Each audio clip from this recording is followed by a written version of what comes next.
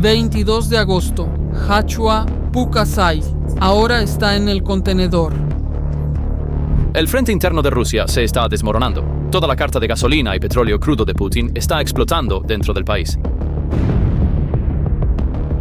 El precio mayorista de la gasolina, I-95 en Rusia, alcanzó un récord a finales de julio. El gobierno detuvo las exportaciones de gasolina el 28 de julio, pero todavía hay largas filas en las estaciones de servicio que se extienden desde el lejano oriente hasta el norte y desde las áreas rurales hasta los suburbios. Ahora, en el cuarto año de la guerra, Rusia está tratando de mantener su afirmación de ser una superpotencia energética frente al mundo exterior, mientras se somete a una prueba de nervios en las estaciones de servicio a nivel nacional. Los precios están disparándose, las estaciones están imponiendo cuotas, la gasolina de 95 octanos es prácticamente inaccesible en algunas regiones y las filas se están haciendo más largas. Informes de colas de kilómetros de largo surgieron de Primordia. El mismo día se informó que las refinerías en Syzran, Novokuybishevsk, Ryazan y Volgogrado fueron afectadas o redujeron su capacidad debido a problemas técnicos o preocupaciones de seguridad. Esto no es simplemente una interrupción del suministro, es un choque interno de suministro en múltiples capas, donde las refinerías, los oleoductos, la logística ferroviaria y las restricciones presupuestarias están todas bajo presión simultáneamente. Los ataques sistemáticos de Ucrania a las refinerías y estaciones de bombeo están provocando este shock. A pesar de las pausas legales de Moscú, las leyes de la física permanecen inalteradas. Sin refinerías operativas y logística ininterrumpida, las bombas domésticas no pueden ser llenadas. Entonces, ¿por qué están creciendo las colas a pesar de la prohibición de exportación? La respuesta es más simple de lo que podrías pensar. Las decisiones económicas no pueden compensar por sí solas las fallas técnicas. Los ataques profundos de Ucrania están interrumpiendo los ritmos de las refinerías. Las ventanas de mantenimiento se están alargando, los protocolos de incendio y seguridad están activándose y los cuellos de botella en los oleoductos y ferrocarriles se están ampliando. La demanda interna, mientras tanto, no está cayendo debido a factores estacionales y la economía de guerra. Resultado: la prohibición está en papel, pero hay nueva carga en la bomba. Un informe de Reuters con fecha 21 de agosto resumió este ciclo en términos simples. Escasez de gasolina en algunas áreas, días en que los rusos no podían encontrar I-95 en algunos lugares, colas de kilómetros en Primordia y una presión de suministro implacable a pesar de la prohibición de exportación de gasolina del gobierno del 28 de julio. El mismo informe también incluye el siguiente detalle: disminuciones de capacidad en Syzran y Novokuybishevsk tras los ataques a Ucrania, interrupciones y preocupaciones de seguridad en Volgogrado y Ryazan.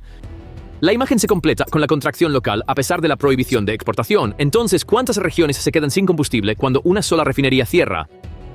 En un país transcontinental como Rusia, la respuesta es varias regiones de suministro, porque la producción de refinerías no es una red tan intercambiable o flexible como a menudo se supone. Cada instalación suministra a diferentes estaciones y alimenta distintas redes de oleoductos ferroviarios. La disminución de capacidad a lo largo de la ruta del Volga, como en Syzran y Novokuybishevsk, tensiona las estaciones en el centro de Rusia. Volgogrado es crucial para los suministros de larga distancia, e incluso un cierre de un día en un centro como Ryazan interrumpe el ritmo de las bombas a cientos de kilómetros de distancia. Esta reacción en cadena, a pesar de la prohibición de exportación, provocó una interrupción en el suministro de gasolina, resultando en colas directas en las estaciones de gasolina en Primordia y regiones vecinas. A lo largo de 2025, una parte de las principales refinerías de Rusia, incluidas Ryazan, Syzran, Novokuybishevsk y Volgogrado, estuvieron intermitentemente fuera de servicio. El objetivo común de las interrupciones eran las unidades críticas que convierten el petróleo crudo en gasolina, diésel y nafta.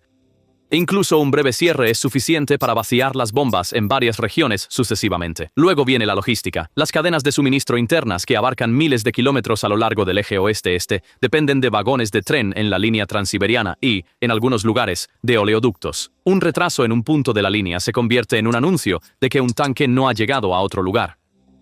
Informes locales del lejano oriente, incluyendo Vladivostok, indican que los conductores solo pueden comprar gasolina en límites de 10 litros. Algunas estaciones han cerrado temporalmente el combustible de 95 octanos y los tiempos de espera han aumentado, mostrando que la crisis se ha extendido mucho más allá de Moscú.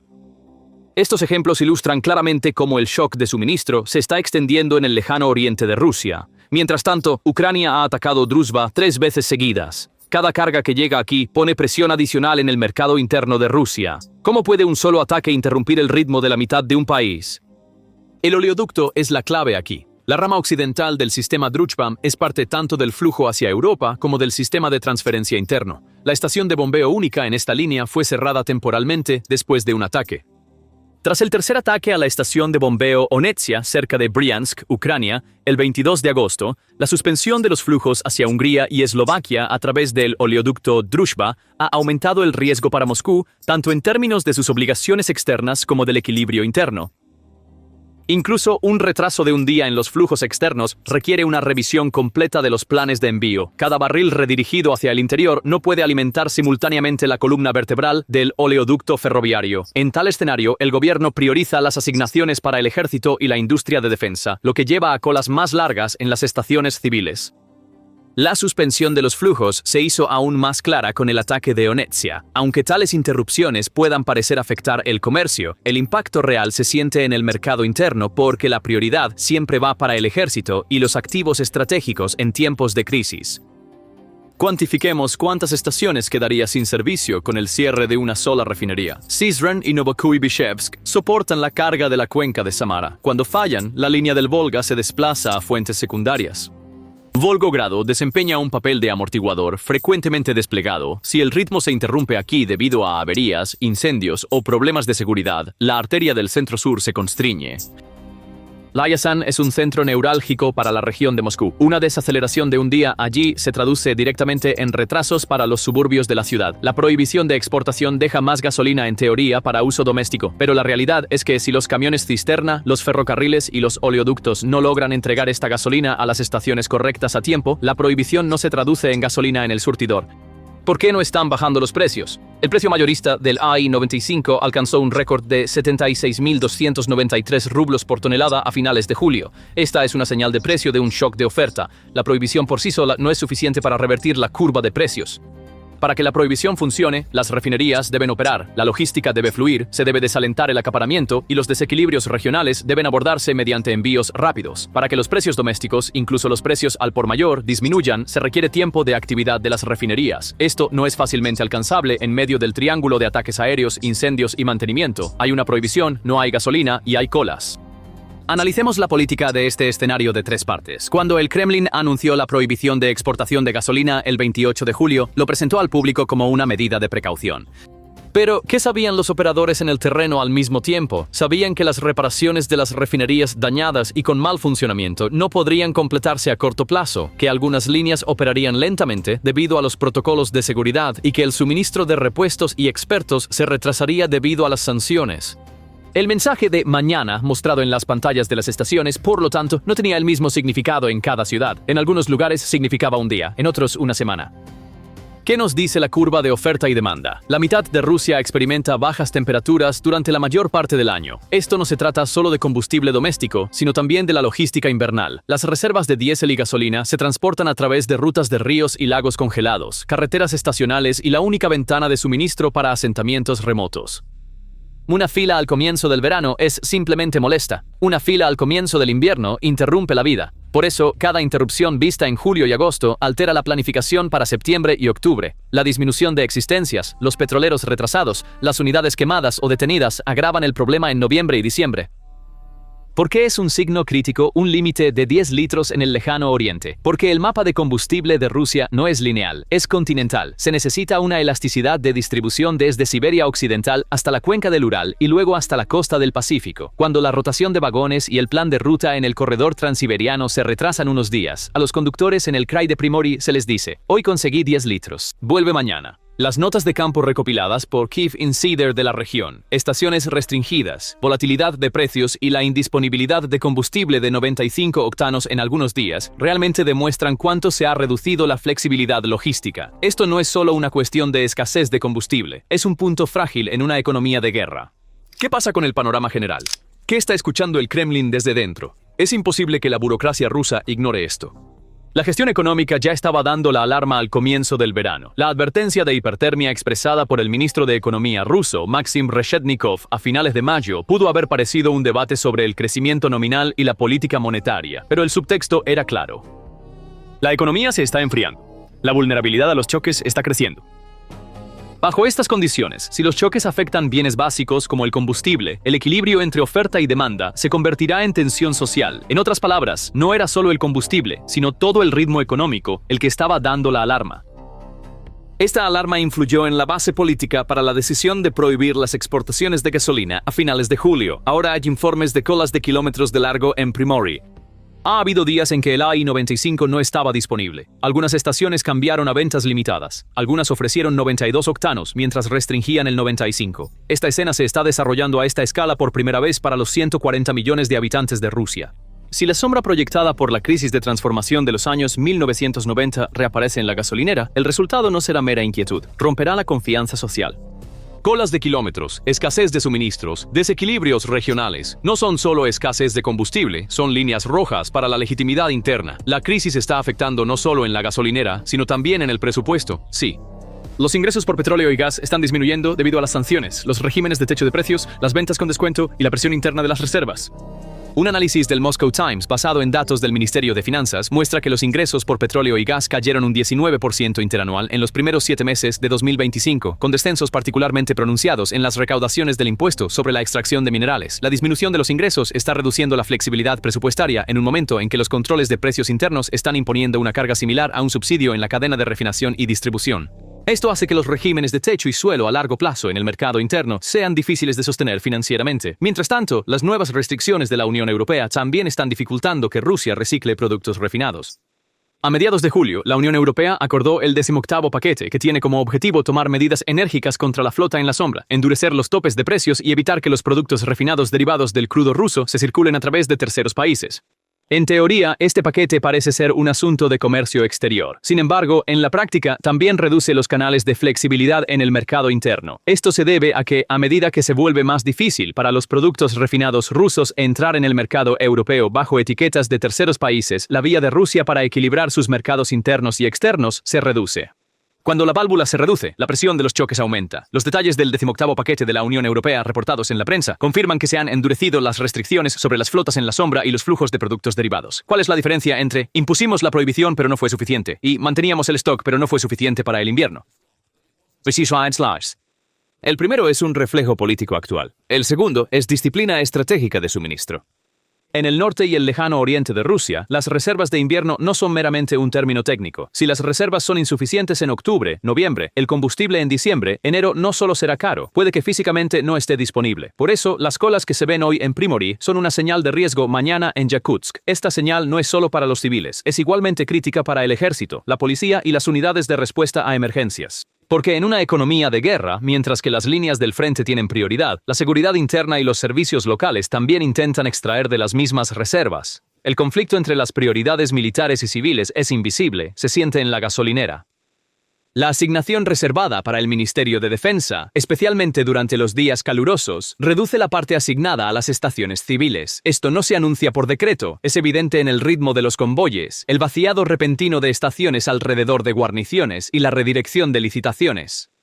La campaña de ataques profundos de Kiev no solo apuntó a las refinerías para crear una imagen de fuego, expuso las debilidades tácticas de la cadena de suministro semana tras semana. Carga ferroviaria, patios de descarga, estaciones de bombeo, casas de bombas de oleoductos. Como se vio en el ejemplo de Unisa en Briansk, un golpe a una bomba resulta en días de recalibración. En ese momento, la lista de prioridades cambia, lo que multiplica el letrero de mañana en las bombas civiles. La diferencia narrativa entre un aumento del 55% y un precio récord moldea la percepción. Mientras la prensa financiera informa que el AI-95 ha subido más del 50% desde el comienzo del año, los conductores en la carretera viven según las cifras instantáneas en el letrero. El hecho de que los precios al por mayor hayan alcanzado niveles récord no significa necesariamente que la estación cambiará su precio de venta en el corto plazo. Sin embargo, sí afecta los costos de reposición y la decisión de la estación de imponer restricciones. Así que, si la manguera de la estación no se queda vacía, los conductores sienten el peso de la economía. Este sentimiento no es una elección, es la vida cotidiana. No se espera que 140 millones de personas en Rusia se encuentren en la misma fila el mismo día, pero el hecho de que varias docenas de regiones estén recibiendo señales similares en la misma semana muestra que esto no es una noticia económica, sino un clima político. Las colas son un trauma heredado de los años 1990. Su significado es significativo en la memoria de los que están en el poder. Por eso, la prohibición del 28 de julio fue una garantía verbal. Pero mientras el mercado global y los errores locales no lo permitan, el mensaje en la bomba no puede cambiarse. Rusia ha prohibido las exportaciones de gasolina, pero las escaseces de gasolina y las largas colas continúan en partes del país. Si las huelgas en las estaciones de servicio y los cierres de refinerías continúan, como en Bryansk, la prohibición de exportación se extenderá, pero las colas no se acortarán. Además, Rusia ya ha visto esta película antes. El gobierno ha mantenido en la agenda la extensión de algunas restricciones hasta febrero de 2025 y la continuación de las restricciones de exportación a las empresas productoras. Cerrar el grifo de exportación por sí solo no llenó la bomba, porque el oleoducto y la refinería no están respirando al unísono. Superponga el nuevo marco de la Unión Europea en esta imagen. Exprimir la flota en la sombra, restringir la entrada de productos derivados de refinerías de terceros países en Europa y endurecer la disciplina del techo de precios reducirá el aliento que Rusia puede tomar en el mercado externo. El resumen del paquete número 18 describe claramente las restricciones sobre la flota en la sombra y los productos refinados derivados. Esto estrecha la válvula de flexibilidad vista en el equilibrio del mercado interno. Lo que llamamos una explosión interna es exactamente esto. En una economía de 140 millones de personas, las estaciones de servicio vienen antes que las tiendas de comestibles porque son esenciales para los desplazamientos, las rutas de ambulancias, el acceso del departamento de bomberos y el último eslabón en las cadenas logísticas. Si la fila comienza aquí, no terminará en ningún otro lugar. Entonces, ¿dónde aprieta todo esto a Putin? Primero, las advertencias económicas ya estaban sobre la mesa. La metáfora de la hipotermia de Reshetnikov en mayo señalaba que el crecimiento se estaba enfriando y que las políticas eran vulnerables a un doble choque. Esto no es un debate de invierno, es una advertencia de un motor que no se calentará cuando el choque del combustible comenzó a mediados de verano. Segundo, las interrupciones internas eran conocidas cuando se impuso la prohibición de exportación a finales de julio. El precio mayorista del AI-95 alcanzó un nuevo récord esa misma semana. Tercero, en la tercera semana de agosto, Reuters informó sobre colas, escasez y refinerías afectadas en el mismo párrafo. Esta es una confirmación en el terreno. Cuando estas tres líneas convergen, la maniobra política restante del Kremlin es gestionar el precio y acelerar la cadena de reparación de seguridad. Pero esto podría salir mal en cualquier momento, dependiendo del cronograma de ataques profundos de Ucrania. Entonces, ¿qué enfrentará Rusia al acercarse el invierno? Tiempo de actividad de la refinería, seguridad del oleoducto ferroviario, frecuencia de reabastecimiento por estación y simetría regional. El tiempo de actividad significa la velocidad de las reparaciones. Velocidad significa la disponibilidad de repuestos y expertos. Los expertos son más caros y más lentos bajo sanciones. La seguridad del oleoducto ferroviario significa el ritmo de las amenazas de drones. Mientras el ritmo no disminuya, no existe una protección completa. La frecuencia de reabastecimiento por estación mide la realidad del mañana. La simetría nos dice si veremos la cola en Primory, también en Moscú. 3 de estas 4 variables están fuera del ámbito de la política. Una está ligada al calendario de ataques en el terreno, otra a la cadena de suministro y otra a la capacidad de seguridad interna. Si el tiempo de actividad de la refinería no aumenta para septiembre, octubre, el ciclo de ataques a los nodos críticos en la red de oleoductos ferroviarios continúa y el nuevo paquete de la Unión Europea resulta menos efectivo de lo esperado para frenar los canales ocultos. Las colas que vimos este verano serán solo un adelanto. En invierno, las ventas restringidas podrían convertirse en una ocurrencia diaria en las regiones del norte y este. En ese momento, la situación ya no será solo económica, se convertirá en una cuestión de seguridad interna. La metáfora de la hipotermia de Reshetnikov tomará su verdadero significado. La economía no solo se enfriará, sus arterias se contraerán. La bomba funciona como un corazón. Si su latido se ralentiza, el cuerpo se enfría. Esta es una analogía biológica políticamente peligrosa, pero la manguera de la estación es actualmente el único indicador de esta biología. Reuters. Cerremos con 3 puntos fijos en el terreno. Primero, la prohibición de exportación de gasolina del 28 de julio está en vigor y se ha implementado, pero las colas no han terminado. Segundo, el precio mayorista del AI-95 alcanzó un récord a finales de julio. Este es un señal de precio de un choque de oferta. Tercero, la cadena de ataques profundos de Ucrania está dando golpes regulares a la ecuación de la refinería y la estación de bombeo. Cuando estas tres constantes se alinean, el boletín de noticias, la gasolina se ha ido, frente interno, deja de ser un titular y se convierte en la vida cotidiana en un país de 140 millones. En resumen, Rusia está explotando desde dentro porque la economía de guerra debe distribuir combustible no solo a las líneas del frente, sino también a los millones que encienden sus motores cada mañana desde los mismos tanques de almacenamiento y los mismos oleoductos. Y esos tanques y oleoductos están siendo probados cada día. Para Putin, el asedio no está en la frontera esta vez, está en la bomba. Gracias por vernos.